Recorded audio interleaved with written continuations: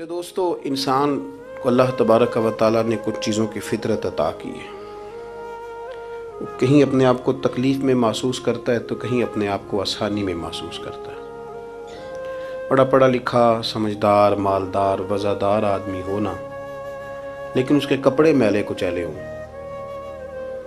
تو نہ وہ کہیں جانے میں آسانی محسوس کرتا ہے اور نہ کسی کو گھر بلانے میں آسانی محسوس کرتا ہے۔ ایک مفت کا بوجھ اس کی طبیعت پہ ہوتا ہے کہ میرے کپڑے ٹھیک نہیں، مفت کا بوجھ۔ لیکن بندہ بالکل ان پڑھ ہو، سادہ ہو، گھر ٹوٹا ہوا ہو، لیکن اس کے کپڑے ٹھیک ہوں، اٹھنا بیٹھنا بھی نہا کے آیا ہو، استری والے کپڑے پہنے ہو، تو کہیں بیٹھتے ہوئے ذرا ہچکچاہٹ نہیں محسوس کرتا۔ آپ خود جب اپنے وہ کپڑے اتار لیتے ہیں نا، ان کو مٹی لگی ہوئی تھی، کہیں گرد لگ گئی تھی، تو خود بھی اپنے آپ کو آسانی میں محسوس کرتے ہیں۔ ورنہ نا وہ ساری محفل میں سب سے زیادہ توجہ اسی بات پہ رہتی ہے کہ میرا بٹن ٹوٹا ہوا ہے، اور وہ جینے نہیں دیتا کہ بٹن جو ٹوٹ گیا ہے، تو بار بار بندے کا خیال ہوتا ہے کہ کدے تک نہ لائے کوئی۔ یہ نفسیاتی مسئلہ ہے، اس کو سمجھیں۔ انسان فطرت کے ہاتھوں بعض اوقات مجبور ہوتا ہے۔ جس طرح انسان کا ظاہری حلیہ ٹھیک نہ ہو تو پورے سکون میں نہیں ہوتا، اسی طرح اگر باطن پہ کوئی بوجھ ہو نا، یہ تکبر والا بندہ کبھی سکون میں نہیں رہتا، یہ عجب والا، خود پسندی والا بندہ کبھی سکون میں نہیں رہتا۔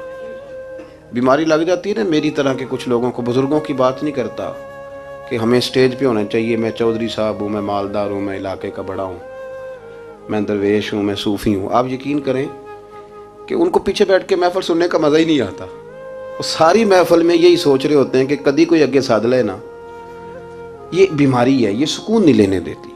یہ ایک مسئلہ ہے، خود پسندی، حسد، عجب، کبر، یہ مسائل ہیں۔ آپ جو مرضی کر لیں، یہ آپ کو سکون نہیں لینے دیں گے۔ کسی بندے کا یہ ذہن بن جائے نا کہ میں جانا جاؤں، میں پہچانا جاؤں، تو آپ یقین کریں کہ وہ منتیں کرتا ہے کہ یار کوئی مہربانی کرو، میرا بھی ذکر کرو کہیں۔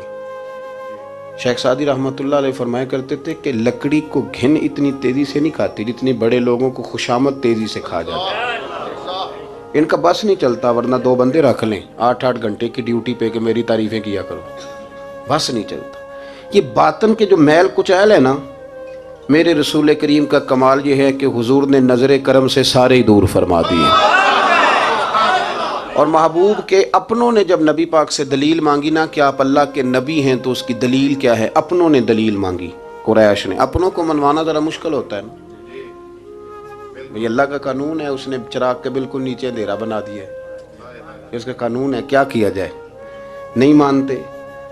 اپنوں کو منوانا، قریبیوں کو۔ انہوں نے جب، میرے ایک دوست نے مجھ سے کہا کہ ایک نہیں سمجھ آئی کہ جب کوہ صفا پہ حضور نے کہا تھا کہ میں اگر تمہیں کہوں کہ اس طرف دشمن کھڑا ہے تو سارے کہہ رہے تھے ہم آپ کی بات مانیں گے، تو میں نے کہا وہ سرکار کو ماننے کی بات تھی۔ یہاں بھی بہت سارے لوگ ہیں وہ کہتے ہیں حضرت صاحب آپ کی عزت بڑی کرتے ہیں پر چپ کر جائیں، سیاست کا نام نہ لینا۔ میری بات کی سمجھ آ رہی؟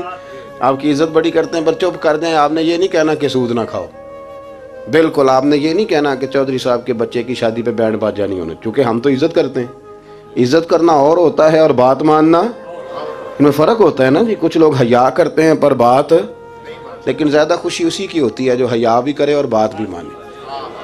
تو اپنوں نے جب دلیل مانگی نا کہ آپ اللہ کے رسول ہیں تو اس کی دلیل کیا ہے، تو اللہ کریم نے فرمایا محبوب ان سے فرمائیے فقد لبثت فیکم عمرا من قبلہ، وہ باہر سے تو نہیں نہ آیا، میں نے تمہارے درمیان عمر کا حصہ گزارا ہے۔ افلا تعقلون، کیا تمہیں عقل نہیں؟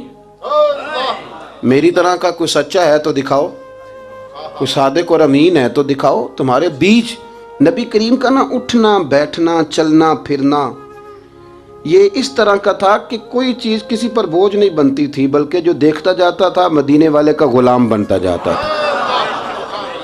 ہم نا آپ یقین کریں کہ اگر نکل آئے نا، آ جائیں سادگی پہ، سادی زندگی بڑی آسان ہوتی ہے، بڑی آسان۔ یہ جو بچے 4,500 روپیہ لگا کے بال کھڑے کراتے ہیں نا سر پہ، یہ پھر پریشان بھی رہتے ہیں کہ اتنے پیسے لگا دیے دیکھا کسی نے بھی نہیں۔ اور جو بزرگ ابھی آیا نا، اس نے گھاس کاٹی ہے، بھینسوں کو چارہ ڈالا ہے، کپڑے بس اس نے جلدی سے پہن لیے صحیح استری، اس کو کوئی فکر نہیں، کوئی دیکھے تب بھی ٹھیک ہے، نہ دیکھے تب۔ نبی پاک صلی اللہ علیہ وسلم نے انسان کو کہا کہ اندر کا بوجھ اتار دے ورنہ تیرے لیے جینا مشکل ہو جائے گا. یہ اتار دے اندر کے سارے بوجھ، یہ جھوٹ کا بوجھ، یہ عداوت کا بوجھ، یہ حسد کا بوجھ. اعلیٰ حضرت بریلوی رحمۃ اللہ علیہ ملفوظات شریف میں فرماتے ہیں کہ حسد کرنے والا سامنے والے بندے پہ اعتراض نہیں کرتا، بلکہ حسد کرنے والا اللہ کی تقسیم پہ اعتراض کرتا ہے. وہ کہتے ہیں اسے کو دیا ہے مجھے دینا چاہیے تھا. بحث کرتے ہیں لوگ، اپنے گھر بیٹھ کے دلائل جمع کرتے ہیں. کبھی کسی شخص کے بارے میں آپ ذرا قرآن مجید پڑھیں اور میرے رسول کریم صلی اللہ تعالی وسلم کی احادیث کا مطالعہ کریں. قرآن تو حضرت موسیٰ کی شان بھی بیان کرتا ہے، حضرت یوسف کے تذکرے نہیں بیان کرتا قرآن، جناب عیسیٰ روح اللہ کی عظمت قرآن بیان نہیں کرتا. اعلیٰ حضرت بریلوی رحمۃ اللہ علیہ کے سامنے کسی نے شعر پڑھا کہ شان یوسف جو دبی تو وہ بھی اسی در پہ دبی، تو اعلیٰ حضرت فرمانے لگے تمہیں غلطی لگ گئی ہے، میرے نبی کسی کو دبانے نہیں آئے. تو بندے بڑے حضرت ہوتے ہیں نا جی، اعتراض تو پڑا ہے ابھی باٹتے پہ ہے. تو کہنے لگا جی شعر پہ اعتراض کرنا آسان ہے پر شعر کہنا مشکل ہے. تو فرمانے لگے چلو کہہ بھی دیتے ہیں. اس نے کہا دی اب کہیے. تو فرمانے لگے شعر یوں کہو کہ شان یوسف جو بڑی وہ بھی اسی در سے بڑی. شان یوسف جو بڑی تو وہ بھی اسی. عزت دینے سے آپ کوئی کمزور ہو جائیں گے؟ کوئی نقصان ہو جائے گا کسی کو عزت دینے سے؟ کیا فرق پڑتا ہے؟ لیکن آپ یقین کریں کہ وہ اتنی مصیبت بنی ہے عزت لینے کی، پروٹوکول لینے کی، اپنا آپ منوانے کی، اتنی زیادہ. بلکہ وہ لوگ جن کو بالکل اس چکر میں نہیں پڑنا چاہیے تھا، درویش لوگ، وزیروں کا بھی استقبال ہو رہا ہوتا ہے اور پیروں کا بھی استقبال ہو رہا ہوتا ہے. کوئی وزیر چڑھ جائے روڈ پہ تو رستہ غریب آدمی کو پھر بھی نہیں ملتا، تو کوئی تگڑا پیر چڑھ جائے تو پھر بھی نہیں رستہ ملتا. حالانکہ یہ درویش ہیں، یہ فقیر ہیں، یہ فقر کا درس دیتے ہیں، لیکن چاؤ ہی پڑا ہے. میرے رسول کریم صلی اللہ علیہ وسلم نے سادہ اور سمجھ والا اور عین طبیعت کے مطابق جس میں کسی بندے کو کوئی مشکل نہ ہو. پتہ ہے میرے محبوب کا کمال یہ تھا کہ نبی کریم تک رسائی بڑی آسان تھی. ہر بندہ بڑی آسانی سے پہنچ جاتا، بڑی آسانی سے. بخاری میں بھی حدیث ہے لیکن قاضی اعجاز رحمۃ اللہ تعالی علیہ نے بڑے پیار سے لکھی ہے اور انوکھا رنگ ان کی تحریر میں چھلکتا ہے. حضرت انس بن مالک رضی اللہ تعالیٰ عنہ فرماتے ہیں کہ ملک شام کا ایک شخص حضور کی بارگاہ میں حاضر ہوا اپنے بادشاہ کا کوئی پیغام لے کے. غریب آدمی نا ویسے ہی طبعاً ہی تھوڑا سا مایوس ہوتا ہے، ڈر رہا ہوتا ہے، وہ سہما ہوا ہوتا ہے. لیکن حالات کے سہمے ہوئے لوگوں کو بتا دو حالات بدل جاتے ہیں، ایک جیسے نہیں رہتے. لیکن یہ بیچارے سہمے، یہ ہر جگہ ڈر رہے ہوتے ہیں. یہ آستانوں پہ بھی ڈر کے پیچھے بیٹھے ہوئے ہوتے ہیں، آستانوں پہ بھی پروٹوکول مل رہا ہوتا ہے جس کی جیب تگڑی ہوتی ہے. تو ڈرتے ہیں یہ لوگ اور ان پہ پریشر بڑھا دیا جاتا ہے. کچھ ایسے کام کیے جاتے ہیں جن سے ان کی دلوں پر بوجھ بھی رہتا ہے کہ نہیں یہاں بات کوئی نہیں کرنی. حضرت انس بن مالک رضی اللہ تعالیٰ عنہ فرماتے ہیں جب وہ آیا نا نبی کریم کی بارگاہ میں تو وہ کانپنے لگا. کوئی بات بھی نہیں ہوئی، کوئی ایسا مسئلہ بھی نہیں ہوا، لیکن وہ کانپنے لگا اور تھر تھر کانپنے لگا. تو اللہ کے رسول صلی اللہ علیہ وسلم نے اسے فرمایا کہ کیوں ڈرتے ہو، کیا بات ہے؟ کہنے لگا میں مدینے کی جو ریاست ہے اس کے سربراہ کے پاس آیا ہوں. غریب آدمی ہوں، ڈر لگتا ہے کوئی ایسی بات نہ ہو جائے کہ آپ ناراض ہو جائیں. تو انہوں نے تو دیکھا تھا نا ان لوگوں کو کہ جو جانور کو مالک کی مرضی کے بغیر چھاؤں میں باندھ دیتے تھے تو مار پڑتی تھی. اتنا سیانا ہو گیا تو مرضی کرے گا، مجھے ڈر لگ رہا ہے. حضرت انس بن مالک کہتے ہیں بات کہاں کی تھی چلی کہاں گئی. اس نے کیا کہا اور پھر جواب میں میرے محبوب نے کیا فرمایا. آپ ذرا بات کا لیول دیکھیں اور حضور کی گفتگو کا سٹیٹس دیکھیں. یہ وہ لوگ، یہ وہ تربیت ہے جو لوگوں کے دلوں اور روحوں تک اترتی ہے. میرے نبی کریم صلی اللہ تعالی علیہ وسلم نے بات سنی تو حضور رو پڑے اور اتنا روئے کہ گھٹنوں کے بل زمین پر بیٹھ گئے. جناب انس بن مالک فرماتے ہیں حضور فرمانے لگے نہ بھائی تو کسی بادشاہ کے پاس نہیں آیا، نہ تو کسی حکمران کے پاس نہیں آیا، تو اس بیٹے کے پاس آیا ہے جس کی ماں گوشت کے خشک ٹکڑے کھا کے بھی رات گزار لیا کرتی. میری ماں تو گوشت کے خشک ٹکڑے کھا کے رات گزار لیتی تھی، نہ تو کسی. حضرت انس بن مالک کہتے ہیں اس نے بات سنی تو وہ بھی رو پڑا اور میں نے سنی تو میں بھی رو پڑا. دوستو رسول کریم دیکھیں نا ہم لوگوں نے کس طرح کا لیول بنایا ہوا ہے. ابھی تک وہ جو دولت کا رٹا ہے تھوڑا بہت وہ ابھی تک چلتا ہے.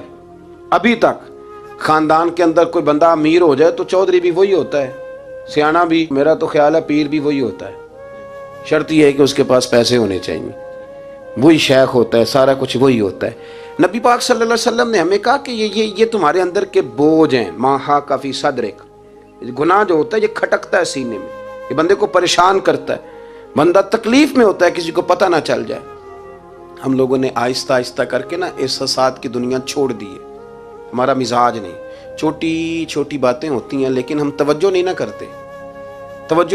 کوئی اتنا مشکل بات نہیں کہ رات کو بیٹا پھل لے کے آیا تو اپنی بیوی کے کمرے میں چلا گیا۔ لوگ اس کی ماں کو اور اس کے باپ کو یہ بات آسانی سے کہہ دیتے ہیں کہ آپ حوصلہ کریں، دفع کریں، جو کر رہا ہے کرنے دیں، لیکن جس بندے کی کل کمائی اس کا پتر ہو اور بھری جوانی میں جس نے کہا ہو بیوی سے کہ چل میں پرانے کپڑوں پہ عید گزار لوں گا، تو نئے کپڑے بچوں کے لے آ، جس نے 30 سال سعودی عرب میں، دبئی میں، مسقط میں، پردیس میں گزارے ہوں اور وہاں کمبل بھی نہ بدلا ہو کہ چلو بچے میرے پڑ جائیں، اس کی کل کمائی باغ تیرے دی کر کر راکھی، ساری عمر گزاری تو جدوں یہ باغ پکن تے آیا لے گئے اور وپاری، تو وہ پھر جا کے تو 6 کنوں رکھ کے پلیٹ میں اپنی بیوی سے کہتا ہے جا ابا جی کو دے آ۔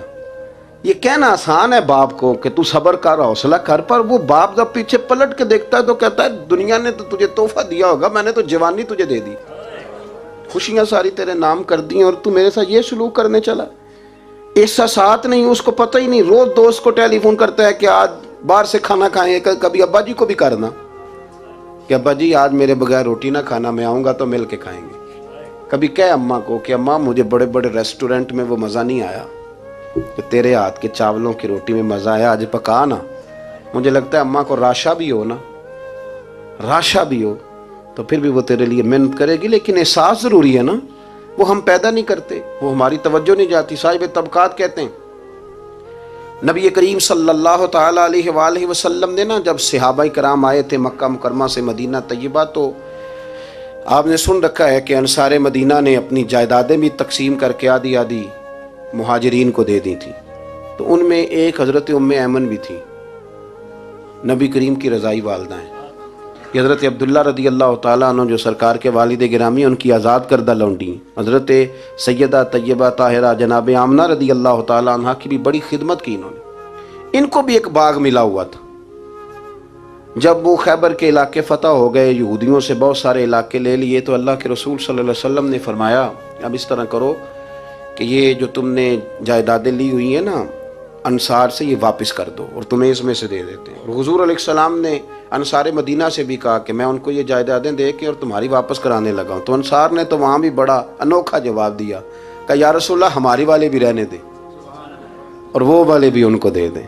وَيُؤْثِرُونَ عَلَىٰ أَنفُسِهِمْ وَلَوْ كَانَ بِهِمْ خَصَاصَةٌ، یہ بھی ان کے پاس رہنے دے۔ محبوب نے فرمایا نہیں، میرا فیصلہ یہی ہے۔ حضرت ام ایمن رضی اللہ تعالیٰ عنہ کے حصے میں ایک باغ آیا ہوا تھا، تو محبوب کریم سید عالم صلی اللہ علیہ وسلم نے کہا اماں جی آپ کو کوئی اور باغ دے دیتے ہیں، یہ والا باغ واپس کر دیں۔ سیدھی سادی بی بی تھی، ناز تھا کہ میں نے حضور کی خدمت کی ہے بچپن میں، ناز تھا، کہنے لگی میں تو نہیں واپس کرتی، یہ ناز ہے، ورنہ حضور کو کوئی انکار کر سکتا، میں تو نہیں واپس کرتی۔ حضرت عائشہ صدیقہ رضی اللہ تعالیٰ عنہ فرمانے لگی اماں جی یہ آپ کیا کہہ رہی ہیں؟ حضور فرمانے لگے عائشہ آپ خاموش ہو جائیں، یہ بڑھاپا ہے، اس کے احساسات ہیں، اس کے جذبات ہیں۔ آپ یقین کریں کئی دفعہ بوڑھے بیچارے نا درد سے بات نہیں بتاتے کسی کو، وہ کہتے ہیں کیا کریں، کپڑا اٹھائیں تاکہ پیٹ ننگا ہو جائے، کیسے بات کریں۔ نبی کریم سید عالم علیہ الصلوۃ والسلام اماں جی کے قریب گئے، کہا اماں جی میرے ساتھ چلو ایک دفعہ باغ دیکھ تو لو۔ حضور ساتھ لے کے گئے، ایک باغ دکھایا تو کہنے لگی نہیں نہیں میں نے نہیں لینا، یہ مجھے میرے والا ٹھیک ہے۔ حضور نے پھر دوسرا دکھایا، کہنے لگی یہ بھی نہیں مجھے پسند۔ محبوب نے تیسرا دکھایا تو کہنے لگی یہ تو میرے والے باغ سے بھی پیارا ہے، یہ میں لے لوں گی۔ جب وہ مسکرائیں تو حضرت عائشہ کہتی ہے میں نے حضور کی آنکھوں میں آنسو دیکھے، فرمایا الحمدللہ اس کا دل نہ راضی ہو گیا ہے۔ یہ طریقہ ہے میرے عزیز، تھوڑے احساسات تو پیدا کریں، تھوڑے اپنے جذبات۔ کتنی خود غرضی والی زندگی ہے کہ مجھے صرف میرا ہی خیال ہے، اور جو جہاں بیٹھا ہے نا، پتہ ہے ہم پریشان زیادہ کیوں ہیں؟ میں مولوی ہوں تو میں سارا دن یہی تقریریں کرتا ہوں، لوگ مولویوں کی عزت نہیں کرتے، لوگ مولویوں کی عزت نہیں کرتے، تو میں کہتا ہوں چھوڑیں یہ رٹا، عزت مانگنے کی کیا ضرورت ہے؟ اب منت مانگ کے عزت کرانی ہے؟ چھوڑیں، کوئی ضروری ہے؟ میں اس طرح کرتا ہوں کہ میں عزت کرنی شروع کر دیتا ہوں، میں کرتا ہوں نا 15-20 علماء کی عزت، چلو ہم آپس میں شروع کر لیتے ہیں تو خود بخود باقی بھی مسئلہ ٹھیک ہو جائے. بوڑھے لوگ ہر وقت شکایت کرتے ہیں عزت نہیں کی جاتی. عزت کیوں آپ بھیک مانگتے ہیں؟ کیا ضرورت؟ پیار دینا شروع کریں. روز بروز مطالبہ کرنا کہ میری خدمت کرو، میرے پیچھے چلو، اس سے تو دقت پیدا ہوتی، انسان تکلیف میں رہتا ہے. میرے رسول کریم علیہ السلام خیال رکھتے، چھوٹے چھوٹے بچوں کے جذبات کا بھی خیال کرتے، بوڑھوں کے جذبات کا بھی خیال کرتے. نبی کریم صلی اللہ علیہ وسلم ہر شخص کے بارے میں ایسا نظریہ رکھتے کہ جس سے قوم کو سکون ہوتا، دلوں کے اندر اطمینان پیدا ہوتا. حضرت عائشہ صدیقہ رضی اللہ تعالیٰ عنہ فرماتے ہیں ایک دن گھر میں تشریف فرماتے اور طبیعت مبارک میں نا بڑی، میں دیکھ رہی تھی کہ بڑا حشاش بشاش ہے سرکار کا مزاج، بڑی خوبصورتی. آج غم امت میں حضور اس طرح پریشان نہیں جیسے اکثر ہوتے ہیں. آپ فرماتی ہیں باتیں چل رہی تھی تو بیٹھے بیٹھے حضور فرمانے لگے کہ عائشہ میں تمہیں بتاؤں تم مجھ سے راضی کب ہوتی ہو اور ناراض کب ہوتی ہو؟ کہتے میں نے عرض کی یا رسول اللہ میں اور آپ سے ناراض. فرمایا چل سن تو لینا، سن تو لینا، ذرا بات سننا، ذرا سن تو لے، سننا. عرض کی یا رسول اللہ حکم فرمائیں. فرمایا تم کبھی کبھی قسم اٹھاتی ہو. ذرا احساس کی شدت دیکھی، لفظوں اور جملوں کا خیال رکھنا، سامنے والے کا اسے آسانی دینا. نبی کریم صلی اللہ، دیکھیں نا، میں نہیں پرواہ کرتا جی اب بیویوں کی باتیں کون سنے، میں نہیں پرواہ کرتا جی فلانا تو ان پڑھ ہے، لیکن جو ہمیں حضور نے ذوق دیا جینے کا، جو تسلی دی ہمیں زندہ رہنے کے لیے، جو ہمیں کہا کہ یہ چیز تمہیں جوان کرے گی، ٹھنڈا رکھے گی. نبی کریم صلی اللہ تعالیٰ علیہ وآلہ وسلم فرمانے لگے عائشہ تم نا کبھی کبھی قسم اٹھاتی ہو؟ کہا یا رسول اللہ اٹھاتی ہوں. فرمایا جب تم تھوڑا بہت ناراض ہوتی ہو نا کہ کسی اور زوجہ کے پاس وقت زیادہ گزر گیا ہے تو پھر تم پتہ کس طرح قسم اٹھاتی ہو؟ تم کہتی ہو مجھے ابراہیم علیہ السلام کے رب کی قسم، اور جب تم راضی ہوتی ہو تو کہتی ہو مجھے محمد مصطفیٰ کے رب کی قسم. فرمایا مجھے پتہ ہے. جناب عائشہ کہتی ہے میں رو پڑی. میں نے کہا محبوبہ بات بالکل اسی طرح ہی ہے، لیکن قربان جاؤں یہاں تک خیال رکھتے ہیں آپ حضور، یہاں تک احساسات ہے، یہاں تک. فرمایا مجھے پتہ ہوتا ہے کب تمہارا جذبہ کیا ہے اور کب تمہارا رنگ کیا ہے. دوستو یہ چیزیں جب نکل جاتی ہیں نا مزاج سے پھر آسانی ہو جاتی ہے. لیکن وہ ہمارا اپنے آپ کو پسند کرنا، اپنی طبیعت پہ ناز کرنا، اپنے آپ کو دیکھتے رہنا اور اپنی تعمیر میں اتنا غرق ہونا کہ باقی ساری خوبصورتیوں سے بھول ہی جانا، صرف نظر ہی کر لینا. تھوڑا تھوڑا پیار بانٹیں. اتنا اوپر کھڑے ہو کے نیچے دیکھو گے تو ہر چیز چھوٹی نظر آئے گی.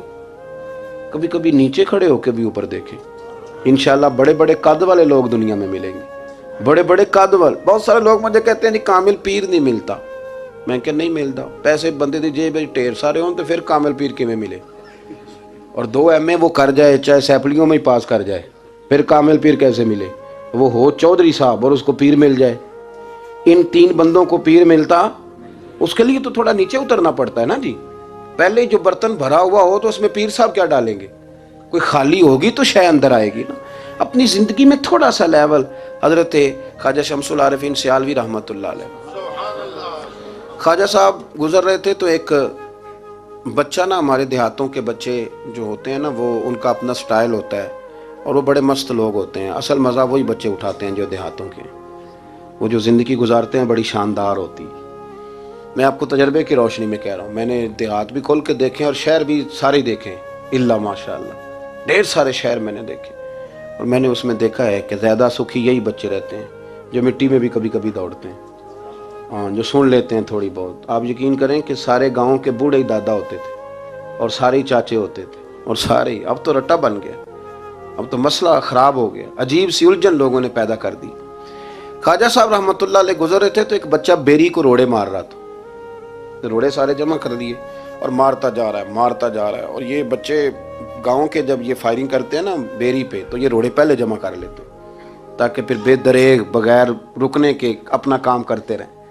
تو مار رہا تھا تو حضرت شمس العارفین رحمۃ اللہ تعالیٰ علیہ آپ بھی گزرے، مریدین ساتھ تھے، تو 1-2 روڑا نا حضرت کو بھی لگ گیا. تو فرمانے لگا پتر ذرا خیال کرنا میں بوڑھا آدمی ہوں، اس عمر میں تو زخم بھی ٹھیک نہیں ہوتے.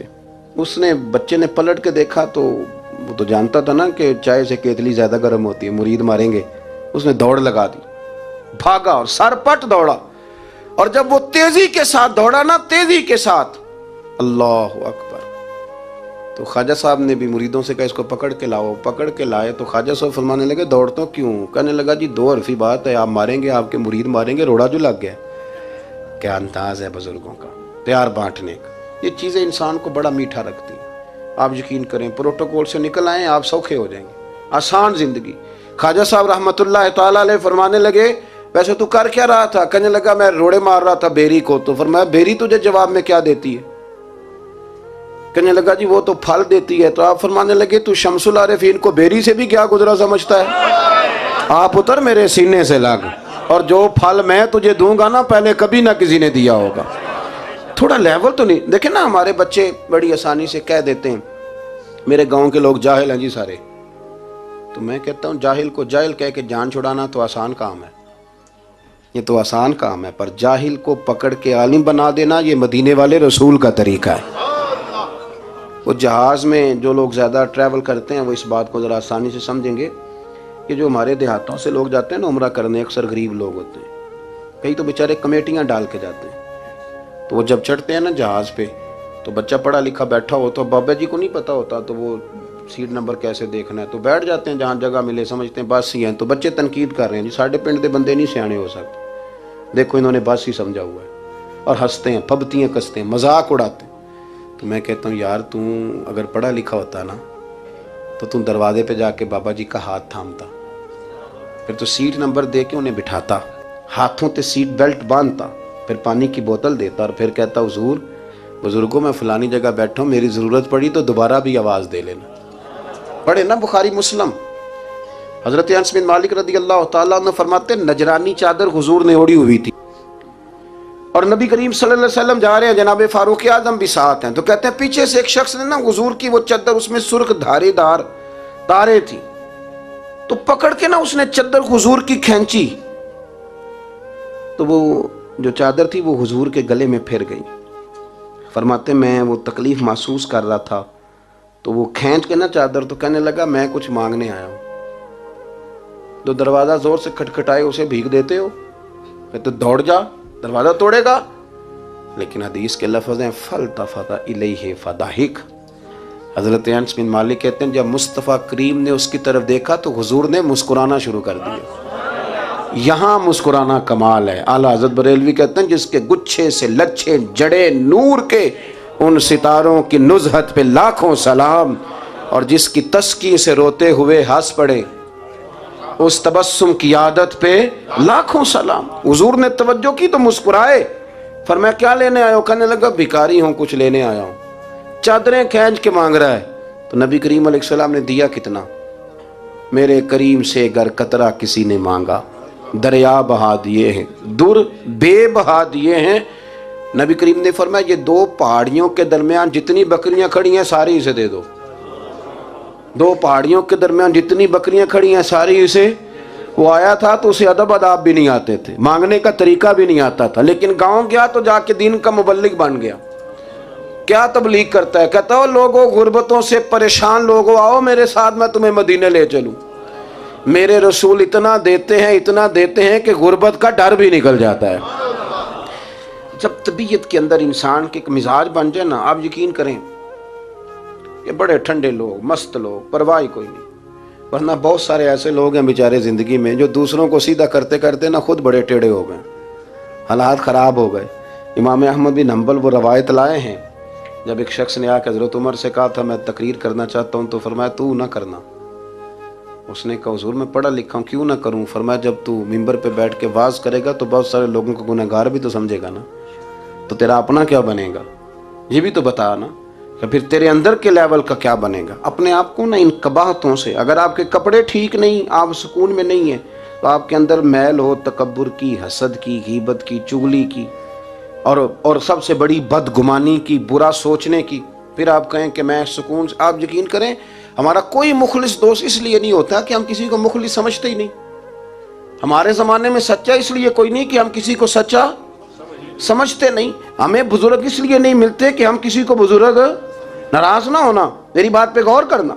ہمارے ہاں اس لیے کوئی ہمارا ہمدرد نہیں کہ ہم کسی کو ہمدرد، ہمارے بندے کو تو دکاندار کہہ رہے ہیں، ہر بندے کو تو جھوٹا کہہ رہے ہیں، ہر بندے کو تو دھوکے باز کہہ رہے ہیں، ہر شخص تو ہماری نظر میں جاہل ہے، ہر عالم تو معاذ اللہ ہماری نظر میں بے عمل ہے، تو جب اس قدر زیادہ ہمارا ذہن برا ہو جائے گا، یا ایھا الذین آمنوا اجتنبوا کثیرا من الظن ان بعض الظن اثم، اتنا برا سوچیں گے تو پھر تو حضور نے فرمایا نہیں کہ اللہ تمہارے گمان کے قریب ہے، اس طرح کا گمان کرتے ہو رب بھی ویسا ہی بن جاتا ہے۔ تو اپنی سوچوں کو ستھرا کریں، اپنی طبیعت میں نرمی لائیں۔ آپ اچھے بندے ڈھونڈنے ملیں گے تو رب آپ کو ڈھیروں بندے عطا کرے گا۔ اپنے آپ کو کمزور نہ کریں، کبھی چھوٹا نہ کریں، چھوڑیں۔ اپنی نجی مجلسیں بھی پاک کریں، صاف ستھری کریں اور خوبصورت کریں، اور اپنی جو خلوتیں جلوتیں ان میں محنت کریں۔ اپنے سے دوسروں کو افضل جاننا سیکھیں، لوگوں کا اکرام کرنا سیکھیں، آداب سیکھیں، اور لوگوں کے بارے میں اچھی گفتگو کرنی سیکھیں۔ آپ یقین کریں یہ کام آپ کسی کے لیے کر کے دیکھیں، اللہ آپ کو سکون عطا کرے گا۔ اعلیٰ حضرت بریلوی رحمۃ اللہ علیہ سے کسی نے کہا تھا، حضرت جی میرا دل بڑا بے سکون رہتا ہے، تو کوئی وظیفہ دیں، تو اس کا خیال تھا کچھ پڑھنے کو بتائیں گے۔ تو فاضل بریلوی رحمۃ اللہ علیہ فرمانے لگے، اس طرح کر کسی بندے کے ساتھ نیکی کر، پر اسے پتہ نہ ہو میرے ساتھ کون کر رہا ہے، اسے خبر ہے۔ فرمایا اس طرح کی نیکی کر، پھر رب تیرے دل کو قرار عطا کرے گا۔ وہ جو دکھا کے مسجد میں پیسے دیے جاتے ہیں وہ نام تو ہو جاتا ہے پر سکون لے جاتا ہے وہ، لیکن جو چھپا کے نیکی ہوتی ہے وہ ذرا مزہ کر جاتی ہے۔ اٹھ فریدہ ستیا چاڑو دے مسیت، تو ستیں تے رب جاگدا، تیری ڈاڈے نال پرید۔ اٹھ فریدہ ستیا تے خلقت ویکھن جا، متے کوئی مل جائی بخشیا تے توں وی بخشیا جا۔